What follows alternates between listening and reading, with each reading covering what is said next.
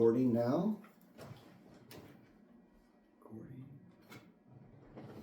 That's like super low. Can you hear? Barely. Now I can hear it. Better. Oop. I'll do it. There we go.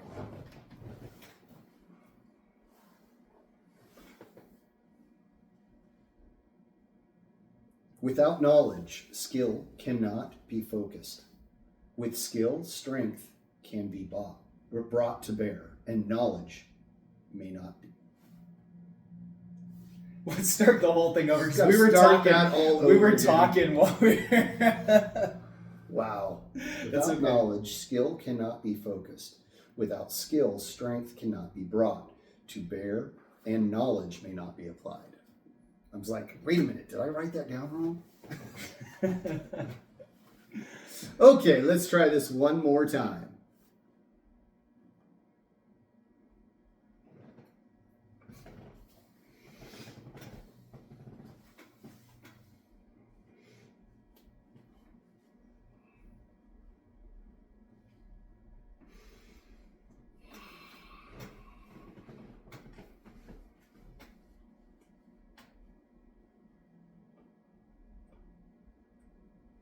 Without knowledge, skill cannot be focused. With skill, strength cannot be brought to bear, and knowledge may not be applied. Greetings, grasshoppers. This is the Formless Podcast, episode 76, with Tyler, the superhuman, and me, Dustin. Good afternoon. Good afternoon. Is it afternoon already? It's morning. It's still morning. Yeah. I was getting Good ahead morning. of ourselves. How was the hunting trip? It was good. We were up there at my friend's cabin in the mountains on 80 acres and did a lot of hiking around, a lot of glassing of the mountainside. And we had a couple of small bucks hanging around the cabin, but we didn't take them. Okay. We were looking for something else. But it was a good time. It was nice to get out in nature and be out there and carry a rifle around. And I felt like I was back in the Army. It's very therapeutic for me. Yeah. There's the wilderness is it's awesome. It is awesome. It's awesome to be out there and just experience life and there's no my wife and I say this to each other all the time. Nature is metal. There's this Instagram account called Nature is Metal, and it's just wildlife, animals eating other animals, things that happen in nature. And like the whole idea behind the account is that nature like gives no crap.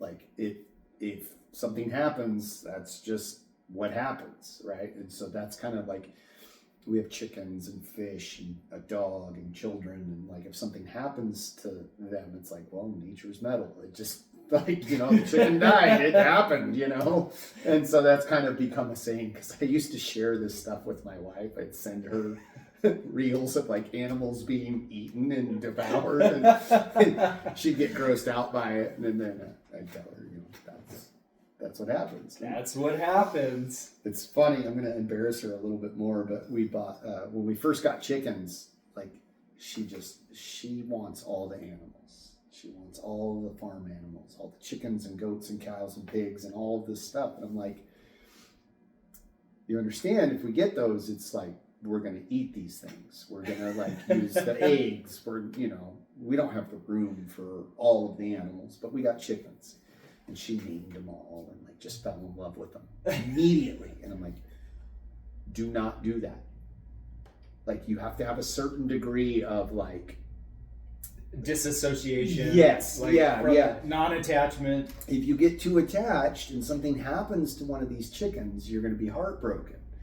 And she didn't listen. And they went through and named all of these baby chicks. Well, when you get baby chicks, they're real fragile. Yes. And a couple of them passed. And Ooh. yeah, they were just all heartbroken and stuff. And I'm like, Nature is metal. Nature's metal. Like, things are gonna die, unfortunately. I had an experience. What was it? 2 days ago, I was out on a porch, and it was a screened-in porch, and there was a lizard that was chasing a fly. A fly was trapped inside the screened-in area, and it kept trying to.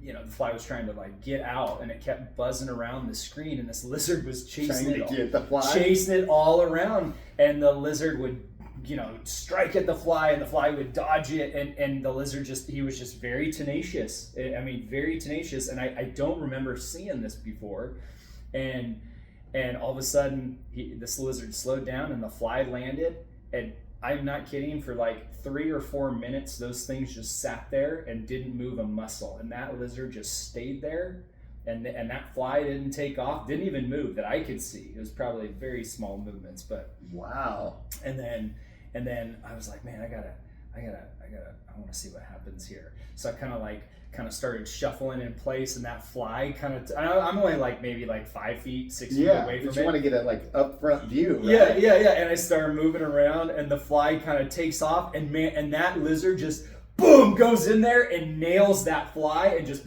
gulps him down. And I was like, yeah. Wow, that's cool. Nature is metal. Yeah. You should have filmed that. That would have been cool. Dang it. I know, I always think about that after the fact. I'm like, I've got a camera on me 24/7. I should be filming all sorts of stuff. Yeah. I gotta get on that. No, that's cool. That's a cool story. But I was thinking of martial arts in that point. I was like, man, these things are just they're just the fly is trying to be still so that he thinks the lizard doesn't see him. Yeah. And the lizard's like, I gotta be still so the fly doesn't see me. And then all of a sudden just bam, and he strikes, and it was awesome. That is crazy. Yeah. That is crazy. That happened. My dad and my brother were up hunting last year or the year before, and they'd hiked. They went through a burn scar, and they found this waterfall, and they were checking it out, and they kind of sat down and took a rest, and they decided, because they were up on this bluff overlooking the waterfall and this hill, they were going to glass. And so their focus is out here, and they're looking, and the long story short, not 100% accurate, because this is all from memory, and that's faded, but my dad said he just got this feeling like something was watching them, and from here to the camera, he turned around and there was a mountain lion. Wow. Yeah, and he goes, there was literally no time to react, but it spooked it, and it took off. By him turning? By him turning, and he said he did it fairly suddenly, but it was just all crouched in, and it was ready to go. To pounce on him when he was by himself? He was with my little brother. Yeah, they were up. Where were they? And somewhere in the Trinity Alps. But yeah. Weird. Yeah. That's scary. Yeah, I think it was less than 5 feet away. It was pretty dang close. Oh man. Yeah, it was pretty wild. So be aware Nature what you're is doing. metal. Nature's metal, man. Yeah. This weekend I had a similar thing. Now we're on the stories. I hiked up to the top of this mountain. The cabin's down in it's on 80 acres in this bowl area, and so hiked up to the top, several hundred yards from the cabin. But it's a road, and it kind of goes up. Is it a trail or an actual road? No, it's a road that we drive down on. So it was actually, I shot a buck 2 years ago from that in that same area, and but it's a dirt road on their property, and so I'm like, oh, does lightning strike twice? I literally was thinking the same thing. Let me go check this spot out, and so didn't see anything. I'm at the top of this mountain, and I'm walking down the road, and all of a sudden I look up, and there's 11 vultures circling over me. And I'm walking down the mountain, on this road, and they just keep following me and circling me. 11, I counted them, and I got pictures of them too. And I'm like, guys, I'm not dead yet. Like, and they just followed me down the road. Wow. And eventually one flew off, but it was like, one flew off and another flies off, and they eventually all left. But it was the creepiest thing, to be walking down the road and they're just circling over me. And I'm talking, a couple of them flew within 20 feet above me. Like, they came in and swooped down. See what's going on down here. Like, who's this guy out here? So I was like, man, that's creepy. Yeah, that was a little spooky. A little foreshadowing. Yeah.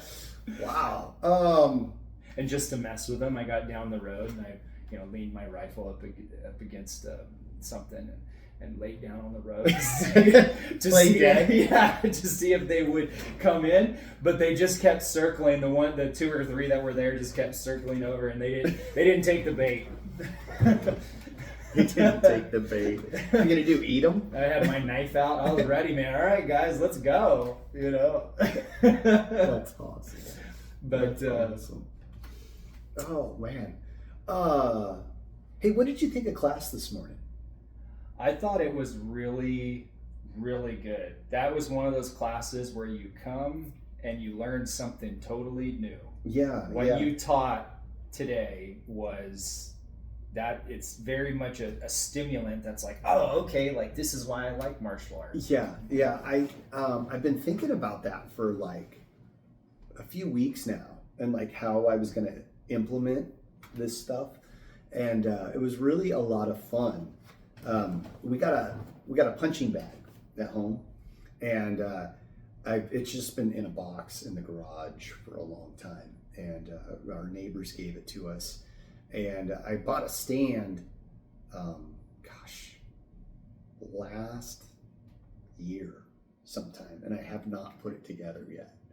So last weekend I put it all together and hung the bag and everything and got it all worked out. And I was thinking about like all the stuff, I was like, excited, like all the stuff I can do with this. And I actually put a YouTube short up of me punching the bag and stuff, and I knocked it over. Ooh. Well, the stand is fairly narrow, and it's made for a much heavier bag. This bag's probably about 50, 60 pounds. So it's not like a super heavy bag, like a 100 pound, 120 pound bag. But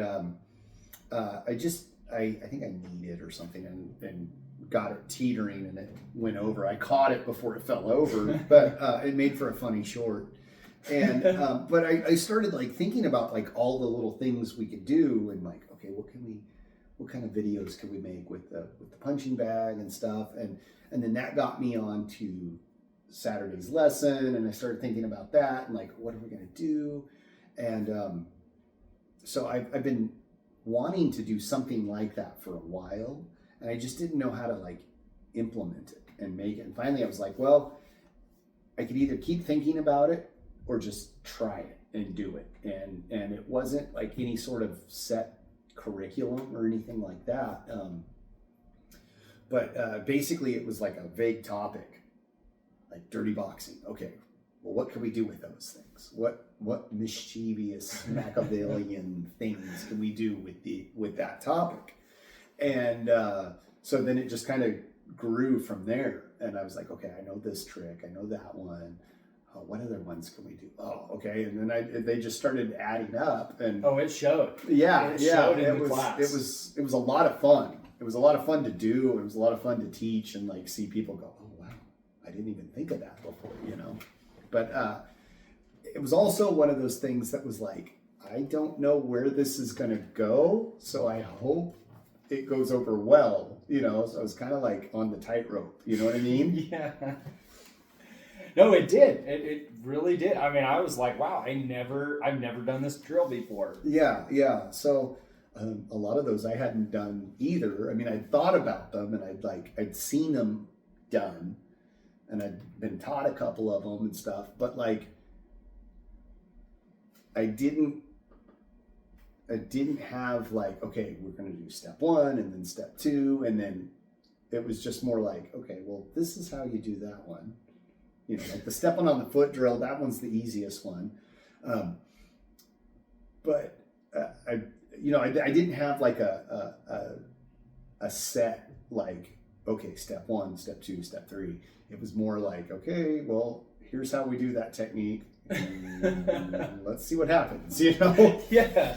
But, No, it turned out good. I think that a lot of times we overthink things. And yeah. in this case, you were like, I'm overthinking it. I'm just going to take the plunge and go. Yeah, yeah. And it was one that I'd always wanted to do. And so, yeah, I was just like, okay, let's go. Because worst thing, you know, I can always fall back on something that we've done before. If I get into too deep a water, like we'll just scrap it and go with something else, you know. But I think that's something I noticed that martial artists are really good at, is we, on top of training in martial arts and having to train to potentially face an opponent at some point, and you don't know what you're going to have to face. You have to be willing to receive whatever they give, right? Mm-hmm. Whatever's given to you, and deal with it. In the same way, you can make up a lesson plan, like we've talked about, for a class. You can make up a plan, and you can, I mean, I've taught, I think before I was a black belt, I taught, I want to say 8 classes, like where I was the teacher. And I sat down and I was like, okay, for 10 minutes, we're going to do this. 10 minutes, we're going to do that. And then we're going to build. And I came up with this like detailed lesson plan. And then you have like 3 people show up, you know? And so you have to really adapt as you go, and then be like, okay, now I've got to add more, like we're either going to have to switch a lot, you know, switch partners more, or stretch it out, or add a little bit. And it's just, that's the beautiful thing, is that martial artists are really good with pulling out, the martial artists I've seen are usually really good, especially around here, really good at pulling out something on the fly. Yeah, that adapting. I agree. I think a lot of it has to do with the style that we train, for one. But also, like, it's kind of it's not like it's not a written out rule, but we are expected to help. You're expected to like teach. Not teach per se as in like I'm in front of the class and I'm teaching a lesson, but like we're supposed to, as we progress, help the newer student. Yeah. And I really believe that helps you solidify what you've been working with and what you're working on. And I've told students before that like I feel like I didn't really progress until I started teaching.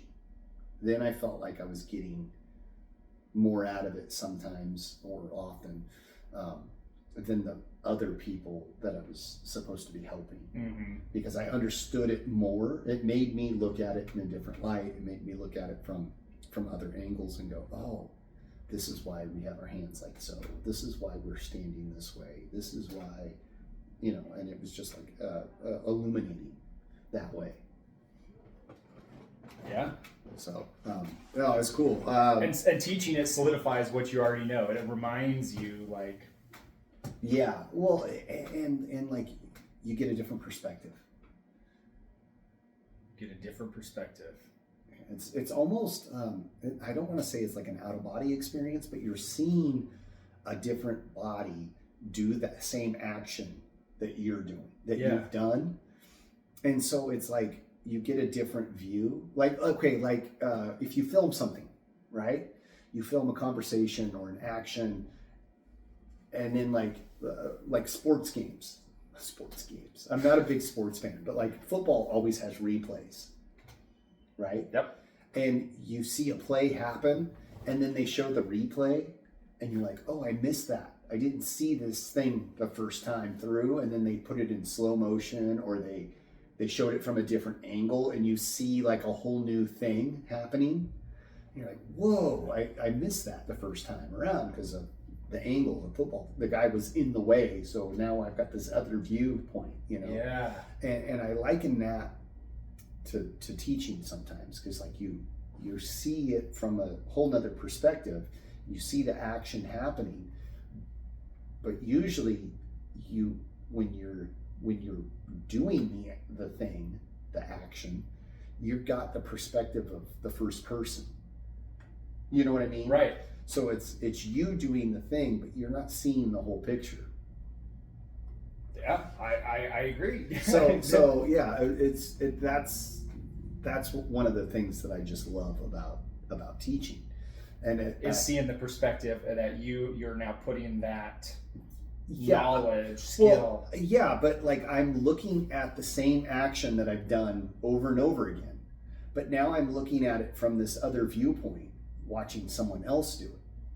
So take like a front kick. Yeah, like a front kick. Like I've thrown millions at this point, front kicks, right? Millions? Well, not millions, but you know, I'm exaggerating. Yeah. But I've thrown a bunch of them, and like I know how to do it, right?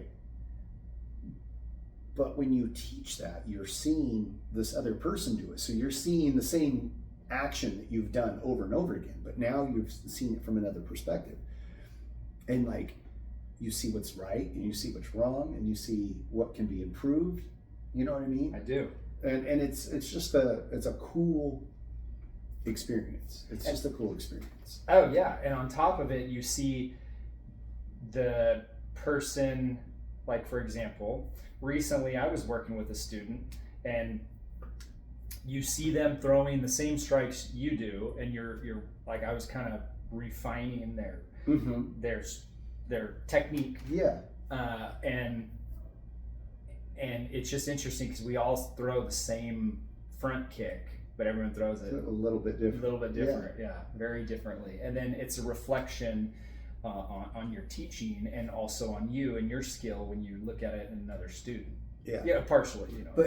But it's illuminating because like you see all of the whys and all of the like, oh, the reason why we do it like this, the reason why it's done this way, because it's like clear as day. Yeah. Right? Like where your hands are, where your feet are positioned. All of that stuff becomes, I think, for me personally, becomes more illuminated. Just like that's the word I keep going back to. I don't know how else to put it, but like that's a good word. It just becomes like right there, like, oh wow. At least it's that way for me sometimes. Yeah.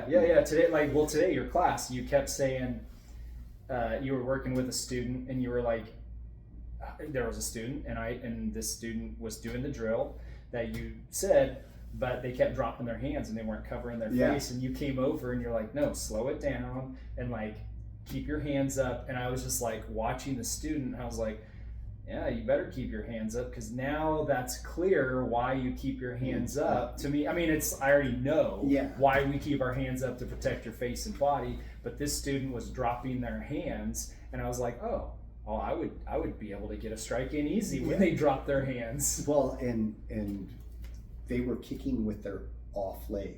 Yeah. And so that the habit was to swap his hand. It's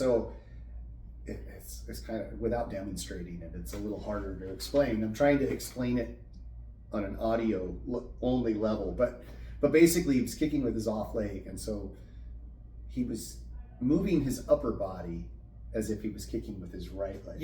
Exposing himself. Yeah. Like, and how you'd see a soccer player go to kick a soccer ball and they drop their hands, or their hands are in a different spot, because their soccer player ain't worried about his hands. Correct. Maybe for using momentum, but that was it. And it was just so interesting to see why that is. You keep the hands up. Yeah. No, that was really fun. That was really cool. I can't remember where that dirty trick came from. It's a kick that I watched, that I saw from, it's a traditional karate.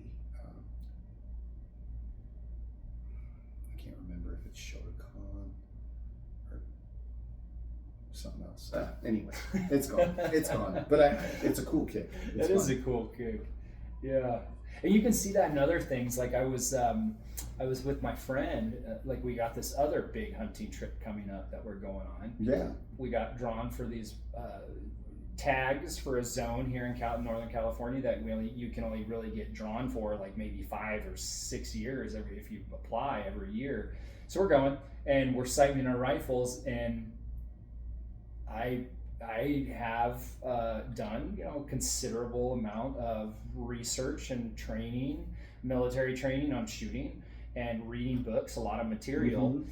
And my friend was doing things a certain way, and I was like, hey, this is why when you sight in at this distance, you want the bullet to be dead on. This is why at this distance you want to have this closer distance, you want the bullet to impact your target lower, so that when you shoot at a further target, as the bullet arcs up, right, it's like a football, throwing a football, that at a certain distance you want it to be dead on. Yeah, because of the distance and gravity and the curvature of the earth and all of that stuff. It's going to be at a different spot. The ballistics of a bullet is like throwing a football. To get the football further out, you've got to make your arc further, right? And so I was trying to tell him, and he was like very receptive to it, and I was like, oh, like that's why you do that. It was just like a moment where I was like, oh, this now makes sense, and I'm turning around and I can see him doing it. And he even said, he's like, well, I haven't shot in a while, and so I was like, oh yeah, this is what I would do, and this is why I would do it. And it was just really cool to see that. Was it illuminating? It was illuminating. Making fun of myself. Yeah. It's the same thing. Yeah, that's rad. When do you think at some point, it's cool because, do you think like a white belt could ever teach a class?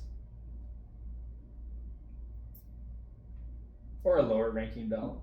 Yeah, I don't see why not. I mean, I'm not fishing for an answer. Yeah. I don't see why not. I would think a very beginning student would have to be pretty dedicated, I think.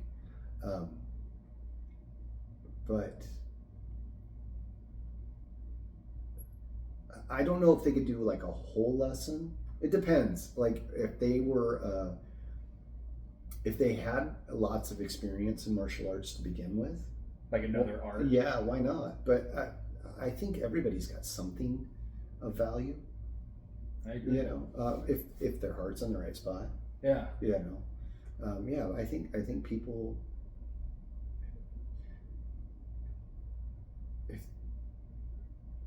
If they have, I'm just trying to put my words together, so it comes out coherently. But I think if they're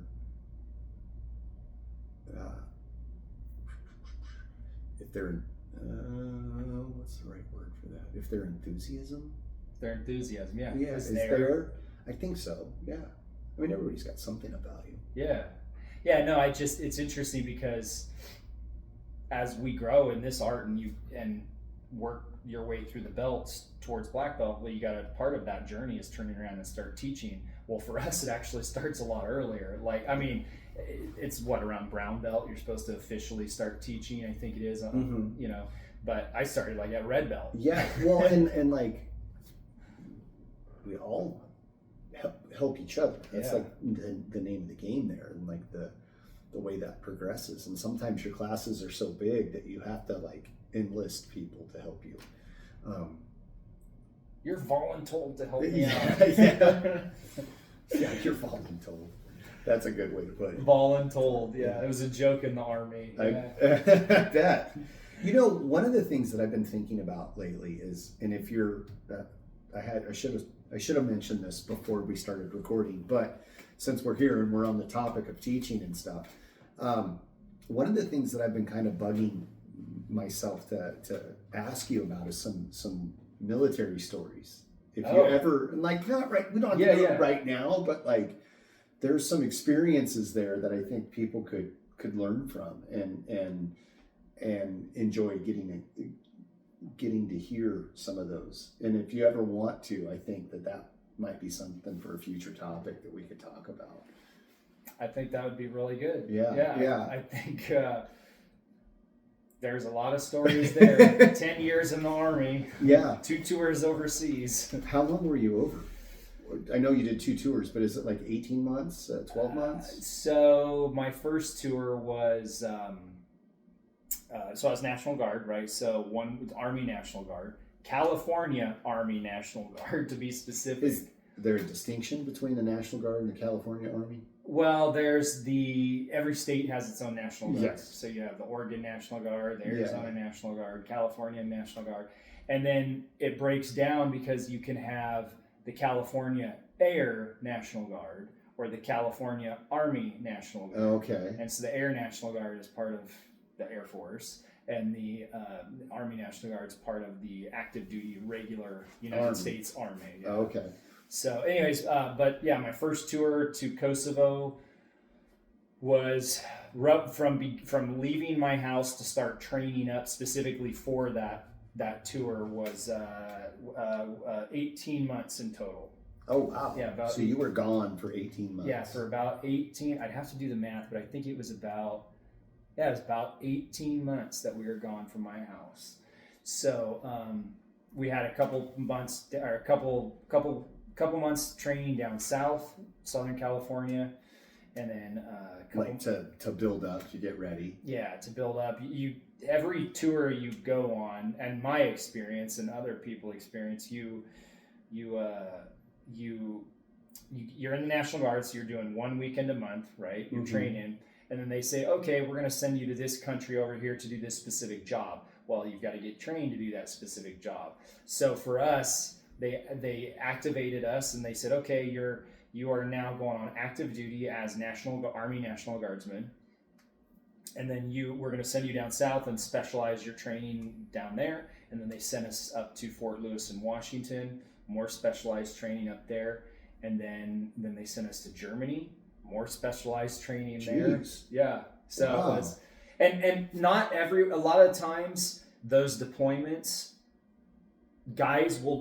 a unit will already be in training, such as we were in Fort Lewis, Washington, and we had people show up to that weren't at the training down south. So it's almost like you had the same training in 3 different spots. Southern California was dry, hot, more like Central California, Camp Roberts. Yeah. And then Fort Lewis, Washington, little wet, little cold. Germany, freezing, snow. Oh. And then we got to Kosovo, which the day we landed in Kosovo was the coldest day in like 100 and some years that had ever been in that country. Wow. In like 100 and some years, the coldest day we landed there. And so anyway, so yeah, that was, and then we were in Kosovo for about 11 and a half months actually in Kosovo. Wow. So you almost 6 months of training? Yeah. Wow. Yeah, almost. Yeah. And no idea. Yeah. So, but if you're on active duty in the regular Army, you're stationed on a base. That's your job 24/7, 365 days a year. So you're constantly training. For just what your job is. Yeah. If you're infantry, you're constantly every week training in infantry stuff. For us, since you're National Guard, you're training 1 weekend a month, then you've got to, you get a little out of shape sometimes, like not just physically, but in your training. Right? Yeah. You take a break from martial arts for a couple months. Well, you're going to be a little rusty. So you got to get everyone together, and then as a unit, pull them all together and tell your employer, because we all have jobs, civilian side, right, that we work, because the National Guard is only part-time, and then you got to get everyone together and start hopping to these different places and training. And so some guys will hop on a deployment like way late in the process, and they'll hop on and they'll join up with us 3 weeks before you go over into country. So yeah, so that's kind of spooky. It is kind of spooky because they're jumping in with a bunch of guys who've already been training for a while, and now they got to play catch up. Wow. What job did you do over there for Kosovo? Kosovo was, we were 12 Bravo combat engineers, and the job we were doing there wasn't 12 Bravo combat engineer stuff. And a 12 Bravo combat engineer is essentially infantry with explosives. Oh, okay. Yeah. And the designation it was originally 12 Bravo, then it switched and became 21 Bravo, then they switched it back to 12 Bravo, and the joke was that somebody just messed up on the paperwork at some point and got the 1 and the 2 mixed up, 12, Somebody's 21. got dyslexia. Yeah, so that was the joke. Whatever, but so combat engineers, they're the ones that, in like the movie Saving Private Ryan, when they're storming the beach, you got the infantry that's storming up the beach. Well, you got those guys carrying those long Bangalore torpedoes, and they shove them in that wire that's blocking the beach from the infantry going up the beach. They make the hole. So that's what combat engineers do. So the image of the combat engineer is you got a soldier with a rifle in one hand on his back and a shovel in the other. And so they fight alongside the infantry, do everything the infantry does with explosives. And so they're kind of like the jack of all trades of the Army, but really good. Jack of all trades, master of none. No. Engineers, we could do the infantry and explosive stuff. But in Kosovo, the job was for us just to drive around and do presence patrols. So with what happened in that country was what happened was terrible. And so we NATO forces went in, and we just had a presence there so that the Serbians and the Albanians wouldn't duke it out. So you're basically like a ref. Kind of. With a gun. Yeah, with weapons. Yeah, so we were driving around in Kosovo in these villages, and at the time Kosovo, when I was there, was not its own country. It wasn't its own country, but it was still technically a part of Serbia. So it was this weird in between that you'd have to do research on what happened in that country. Yeah. But NATO went in, and multinational brigade forces came in, and countries like the Germans were there, the Finnish were there, the Swedes were there. I mean, just so many countries had their forces there, and it was a multinational, so multi-nation force that plunked itself in there and said, hey, we're going to keep these two sides. Keep the order. Yeah, and we weren't peacekeepers. A lot of people said, "Oh, it's the UN NATO peacekeepers." Yeah, I remember hearing like it was the peacekeeper, like that's what they were, just to maintain the peace and like keep everyone from killing each other. Yeah, the technical term was peace enforcers. When I was there hadn't been any decision made. There had just been a halt to all the fighting that happened in the 90s and the early 2000s. And so there was no peacekeeping because there was no official peace at that time, but there wasn't a full-on war going on. Mm-hmm. And so we were peace enforcers and what we did is drive around in Humvees, and you do presence patrols throughout these villages. And the Albanians, with the majority there, were Muslims, and the majority of the Serbians that were there are Eastern Orthodox Christians. And so if that says anything, and so they didn't get along. And so anyway, so our job was peace enforcing and driving through villages, getting out, talking to village elders, talking to kids in the villages, talking to adults, and just letting them know, hey, we are the good guys. We are here to keep you guys kind of in line, but we're friendly. We had to enforce the peace, because if we weren't, they were going to start duking it out again. Yeah. And so, So I hope that was okay. I didn't mean to just spring that on you, but it's been in the back of my head since we started, and like I'm sure there's a lot of lessons learned there, and a lot of good stories and stuff, and sad stories, I'm sure. But I didn't want to. I apologize. I really do apologize, because I didn't want to just like drop that on you, but like. I think, I like it. I think life. I think a lot of people can relate to some of that stuff. Yeah. I listen to a lot of Jocko podcast, as anybody who knows me. I mean, I'm wearing the shirt. But he has a lot of people, a lot of his interviews, and like all of his interviews and books, the vast majority of it is on military and the histories and interviews with people and stuff, and I'm fascinated by that stuff, but there's also a lot of really, really good lessons to learn in there, and I think if you don't follow some history, you're doomed to repeat it, unfortunately. And so, without getting all holier than thou or political about it, I think it's always a good idea to look into. But so thank you for indulging me there, because I've wanted to ask that, and I should have done it off air. Yeah, so we get no, it's good. Spring it on me like that. That's good. I mean, clearly I know what I'm talking about. I was able just to be like, blah, blah, blah, blah, blah, you know? And it was really cool, Sensei Llewellyn that we've had on this podcast, multiple times. Him and I were in Kosovo together. And that's, now did you met before that? We met, in the National Guard. Because you were in the National Guard together. And then you deployed together. And then we deployed together, and we kind of bonded over talking about movies. Okay. Yeah. We were always talking about movies and books. He's a big movie buff. Yeah. So we bonded on the deployment, and we never really worked together too much on that. We went on some patrols together, and but yeah, so here we are. I mean, like 21 years later, and we're still. Well, no, you guys are. It was 2005, so 19 years later. Wow, that's cool. That's cool. So yeah, it's no. There's a lot of stuff that you learn, and that I was boots on the ground in Kosovo 7 months after I graduated high school. So 7 months. I graduated in May or June of 2004. January, I was in Kosovo. So, and I just turned 19. How was your mom? Was she like okay with all of that? Yeah, they were good. Oh, wow. So, it was just that. I mean, to be that young and that quick out of high school, and just like bam, now you're in a foreign, hostile country.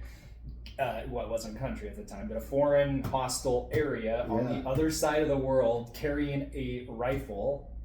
And a lot of times I was the radio man too, so I had to make sure the radios were all good, and I had to be the communicator. So the radio guy. Excuse me. Grow up fast in the military. Yeah. Holy cow. That's wild. That's wild. I don't want to tell you what I was doing at 19.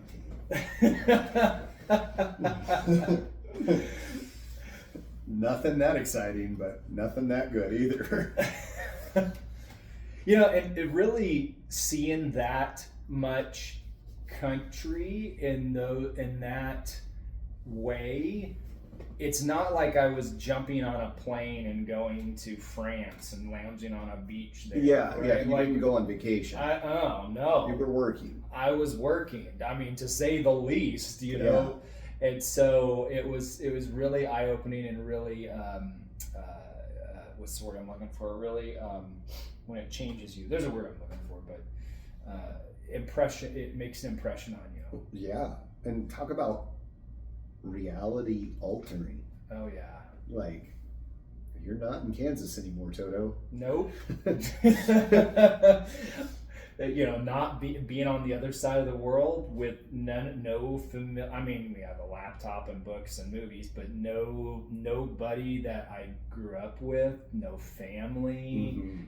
I mean, I was still getting used to even really kind of wearing the military uniform. Like, I still can remember being there and being like I'm still getting into this uniform, and I'd been in the military at that point almost 2 years. Because you joined up before you graduated, right? Yeah, the Army National Guard has a program where you could, at the time, I'm not sure if they still have it, I'm sure they do, but you could join the National Guard as a junior in high school, and then do your 1 week, even though you haven't gone to boot camp yet, you could do 1 weekend a month. So for example, for me, I joined in March of 2003. There was like two or three months when I joined that in March, April, and May that I did a 1 weekend a month. So you go train with the Guard unit, but I haven't even gone to boot camp yet. So you're literally just getting thrown in with these soldiers, and you're not really wearing the uniform yet, but you're just kind of around them and just just kind of getting indoctrinated or I wouldn't use that word. Exposed. Sorry, that's the wrong word. No, exposed. And so then you're doing that, and then I literally school hadn't even really let out for us yet at my high school, and that was my junior year, and I took some of my finals early so I could leave to ship off to basic training, aka boot camp, and then I was 17 years old, not even graduated high school yet. The summer between my junior and senior year of high school. And you did boot camp? I'm in boot camp, getting yelled at by drill sergeants, doing push-ups, firing weapons, throwing grenades, learning first aid, and I'm like, my friends are back, at the lake. Yeah, at the lake. Yeah, I'm like, what am I doing here, man? And it was college money, and God had plans for me to join the Army, and so it was really, and then I was thrown in as a 17-year-old. You're with guys that are in their 20s and 30s that have families and jobs and careers and some of those people, they had already had careers and something, and now they were trying out the Army, and you just the diversity of people that I was around was incredible. And so you just get in, I was just like, oh man, okay, and you're getting yelled at on top of it. It's not like you're on a missions trip where you just, I want to go home now. Or I'm going to go try this restaurant out. Yeah. Or I'm going to go check out the beach. Yeah. No, that doesn't work this way. No. So wow. that was two months of that, and graduated, and then came home, but it was this weird in between, because every time you're in the military, when you join, you go to some sort of basic training, aka a boot camp. Mm-hmm. But then you have your specialized job training. So after boot camp, then you go to the specialized school. After boot camp. So for example, at Fort Benning, Georgia, your boot camp and your infantry training are all one. It's like whatever the amount is for that training is, it's all one, almost like one big chunk. Mm-hmm. There might be a separation in the middle where they say, okay, now you're done with boot camp and you have your little graduation, and now you're starting your official infantry training. And so, everyone who does boot camp is technically infantry certified, but I'd use that as an example. So for me, at Fort Leonard Wood, Missouri, you go through boot camp, and then the guys that didn't have to come back and finish high school, like me, so I had to finish boot camp, graduate, come back. Those guys, they kept on, and they did now their combat engineer training. And it was all lumped together in what is called OSUT, One Station Unit Training, and OSUT, One Station Unit Training. And so they kept going, whereas I almost was stopped halfway through, came back, drilled 1 weekend a month at the National Guard unit, then graduated high school.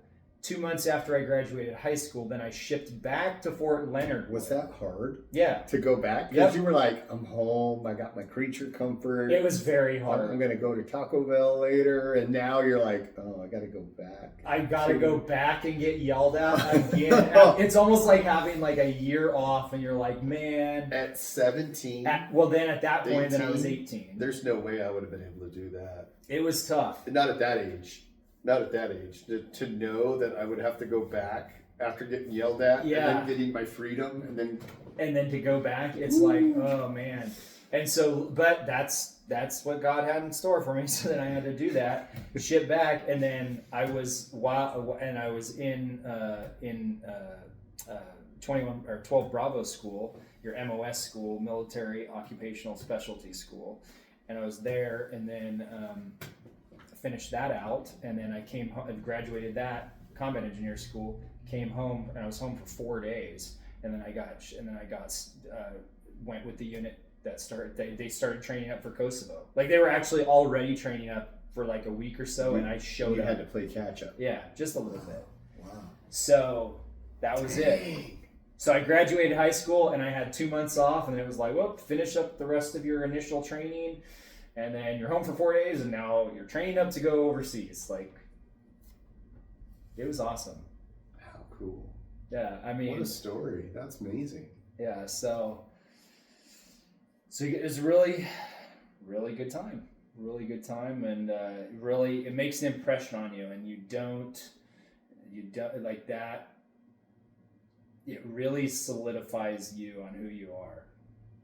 Like it really gives you an identity. That type of stuff. The military. Yeah.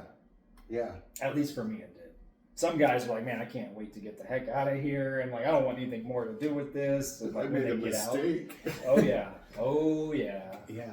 Those guys get in boot camp and you get yelled at, and they're doing everything they can to get out of there and go home. Yeah, it's just like some guys just can't take the pressure, Mm-hmm. and so, oh, I hurt my ankle, I need to go home. Oh, I or they'll just fail their PT test, thinking the Army will send them back home. But a lot of times, when you're in boot camp, if you try to get out of boot camps, they send you back home. They will just keep you there and keep you in boot camp, but they'll go a little bit easier on you, and then they'll just recycle you to the past. So you just get to do it again. You just get to do it again, or they'll just put you in this like purgatory where they'll take you out of boot camp. You don't finish boot camp, but then you're put in with a unit on the base where you just have they'll have you cleaning dishes and cleaning the bathrooms. Oh, yeah. And so it's better just to suck it up and get through it. The Army has a use for you, is what you're saying. Yeah. They have one for everybody. Yeah. We had one or two guys one guy they couldn't, it's like at Fort Leonard Wood, Missouri, every 2 weeks you have a new group of guys going through the 12th Bravo training. So there's always constantly going through your rotation. And so like the guys ahead of you that are 2 weeks ahead of you in your 8 weeks of training, they if they fail out, they'll get recycled back to you to get a second chance. Okay. Well, we had a guy that got recycled. I can't even remember. It was like 4 or 5 times, and we all kind of like, okay, man, you can do this. And it wasn't for lack of trying. He was trying. He just trying. Wasn't getting something. He just couldn't pass some of the qualifications or the physical part of it. You got to get certified on first aid and firing your weapon and Army classes and how to disarm, landmines. And so he kept getting recycled. And so we all kind of banded around and we're like, okay, like you can do this. And he finally graduated with us. Oh, cool. Yeah. That's awesome. So anyways, I could go on and on about military stuff. Well, we'll have to bookmark that for another time. But I totally sidetracked and hijacked this whole episode. So, but that's okay. That's okay. That's okay. It's the Formless Pod. That's exactly right. And sometimes that's what needs to be done. And hopefully somebody heard that and enjoyed it. Yeah, man, that's cool. You've over the years that we've known each other, you haven't come outright and like said stories like that. I mean, you've given like bits and pieces, and I haven't pried it all because like, I don't know, like it just seems like the information you've given me has been freely. Yeah. But like, that's one of my social hangups, I guess. Like, I don't know how much is okay to like pry into and how much isn't, and I don't want to like be rude. Come across as rude and be like, oh, what happened here? Did you do it? And so like I've always kind of not tiptoed, but just like been cautious, overly cautious. And well, thank you. Yeah. I want to be respectful of that, but like, I don't know, maybe I just had a bunch of caffeine today, and so I just asked that question without thinking about it. So, yeah. No, it's all good. Cool. Very cool. I'm glad because we could have stopped that, and if that was the case. But thank you for sharing. I appreciate it. You're welcome. Yeah, you get a group of us vets around, and you start saying, "Where'd you go? Where'd you go? Oh, I went here. I went." And you say, "Oh, okay, you were there when I was there. Oh, okay," and you start talking stories. I'm sure. And it's just like blah, blah, blah, blah, blah, and you just start. The time we went dove hunting on your property, and you had a couple of other Army buddies there, and you guys started talking, and I was just like, I was excited to be there. Like I felt like it was just nice to hear all these things happening, and like being a part of it without being a part of it. You know what I mean? Like, live vicariously. Well, I mean, it was a privilege to be able to be there and hear some of the things you guys talked about. I felt very, very very grateful for that, and it was cool. But it was like, I have nothing. I don't have anything to contribute. I don't have an experience because I wasn't a part of that.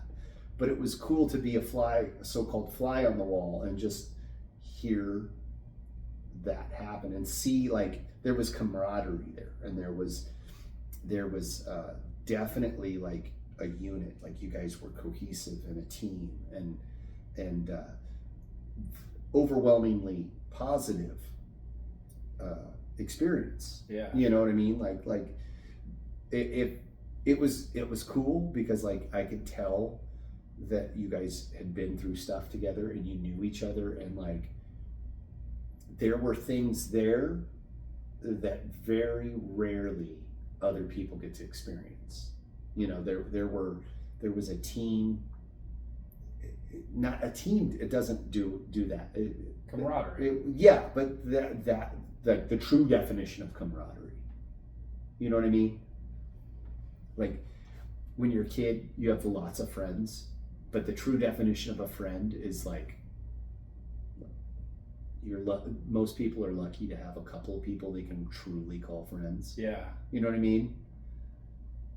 I do. Yeah. Like, when I was a kid, I was friends with everybody. I had friends, all these friends. But in reality, the amount of people that you could call when your car breaks down and you need a ride somewhere, you know, like, that's the true. Yeah, that's the true definition of a friend. Hey, man, I'm short like $50 and I need to pay rent. Can you help me now?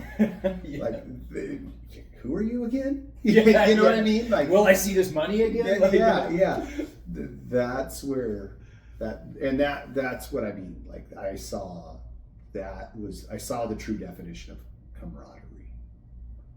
That's cool to hear about that. I guess I just take it for granted, but then somebody sees it and they're like, "Oh, wow, that was my friend Adam, and him and I did both our tours overseas together. Oh, we were really? in Kosovo and Afghanistan together. So you got a lot of stories. I guess that all came out at that time. Yeah, that's cool. No, I take that as a compliment. Thank you. That was cool to be able to see that you saw that. Yeah. Now you're talking about it.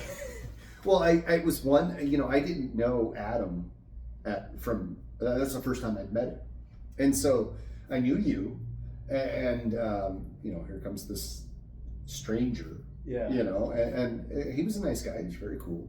But it was like, I don't remember the conversation per se. I don't remember what you had talked about exactly. I knew it was a military story. It was from Afghanistan. But it was just like, it was immediately apparent to me that, like, you guys had experiences together, and like, I was like, oh, those dudes are tight. Like, they have each other. You know, they have each other's back, and that was like, oh wow, that's something like I know what that is and I know what that means, but like, I don't know that I knew the depth of that. Wow. Yeah. So it's cool. It's very cool. We're going at it for an hour. I think that's pretty good. That's pretty good. That's pretty good. I think we're gonna end it here then. Friends, we've got a contest going. It's still going on. You can win a copy of this book that we were supposed to talk about today that we didn't. But we've talked about it for the last 3 or 4 episodes. We're going to continue to talk about it next week. Zen and the Martial Arts. It's awesome. It's a quick read. If you want a copy of this, a chance to win a copy of that, buy some merch or send us a 3x5 card with your name and address on it, and we'll get you an entry. There's rules on our website, formlesspod.com. If you do make a purchase on our website for the contest or for any other reason, make sure you tag us on our social medias, which is the Formless Pod on Instagram, in the Formless Pod group on Facebook. Let us know that you're sporting our stuff and you're not walking around naked anymore. Also, thank you for your time. Thank you for listening. Thank you for being a part of this. If you got something out of this, if you enjoyed it, share it with somebody you care about. Let them know we're out here. Let them know. Share it. And hopefully we bring somebody something that they can take home and think about. And I think that's about it. That's about it. Thanks, Prince.